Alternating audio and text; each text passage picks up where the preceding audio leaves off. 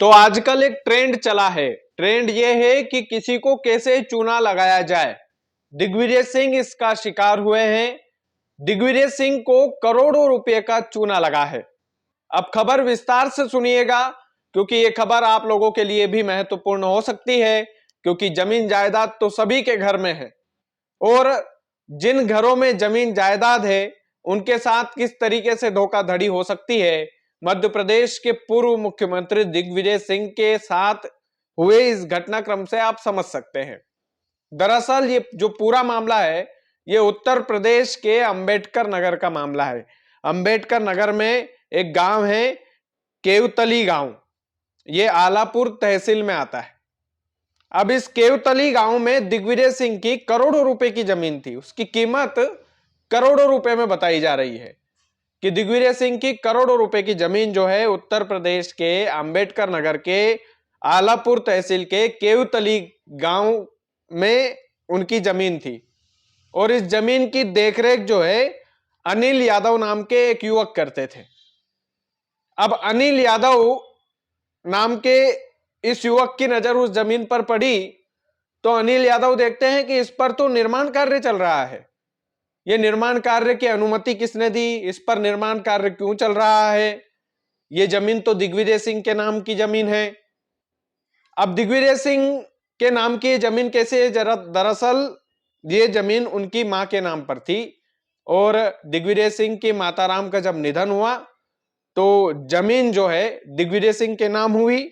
और उसके बाद में ये जो जमीन है ये राम हरक चौहान नाम के एक युवक ने 1989 में retired additional SP Jiyalal, Raj Bahadur और मंगली नाम के एक युवक को बेची। मतलब ये 2-3 युवक थे, इनको बेची गई, बेचने का दावा किया गया। और उसके बाद में ये जो तीनों चारों युवक है ये मिलीभगत से उस पर निर्माण कार्य करने लगे। लेकिन अनिल यादव जो दिग्विजय सिंह की जमीन की देखरेख कर रहे थे, उनकी नजर जब उस पर पड़ी तो फिर उन्होंने जिला प्रशासन को इसकी शिकायत की। इसके बाद में निर्माण कार्य को रुकवाया गया। यह आदेश दिया गया कि इस पूरे मामले की जांच हो। दिग्विजय सिंह अपने करोड़ों रुपए की जमीन का जो लेखा जोखा है, हो सकता है वो प्रशासन को पेश करें, वो दावा पेश करे कि ये जमीन हमारी है और इस तरीके से हो सकता है कि उनकी परेशानी का हल हो जाए। लेकिन सबसे बड़ी बात इसमें यह है कि मध्य प्रदेश के जो पूर्व मुख्यमंत्री हैं दिग्विजय सिंह, उनके साथ भी जमीन को लेकर धोखाधड़ी का मामला सामने आया है। तो आम जनता, आप सोच सकते हैं कि किस तरीके से, किस परेशानी से गुजर रही होगी। आम जनता जो है प्रशासन से कितनी ज्यादा त्रस्त होगी। ये उत्तर प्रदेश के अंबेडकर नगर का मामला है, भले ही कहीं का भी मामला हो, लेकिन ये जमीनी जो मामले आते हैं ये ज्यादातर लोग इसमें ज्यादा परेशान रहते हैं। खास करके मध्य प्रदेश की धरती के लोग या पूरे भारतवर्ष में आप देख लीजिए, केवल मध्य प्रदेश का नहीं, पूरे भारत में आप देखिए तो दबंग जमीन पर पहले कब्जा करता है, उसके बाद उस पर निर्माण कार्य करवा लेता है और फिर न्याय की लड़ाई लड़ते लड़ते उसकी उम्र गुजर जाती है।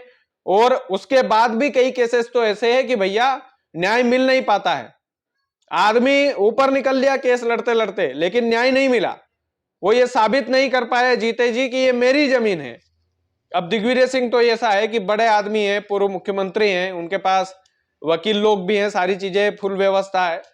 तो इस केस को शायद वो जल्दी शॉर्ट आउट करवा दें या इस केस को वो जल्दी से लड़े। लेकिन दिग्विजय सिंह के साथ भी केन काटे हो गए, उनको भी चूना लगाने की पूरी फिराक में थे ये लोग। आप सोचिए कि किस कदर का जमाना आ गया भाई।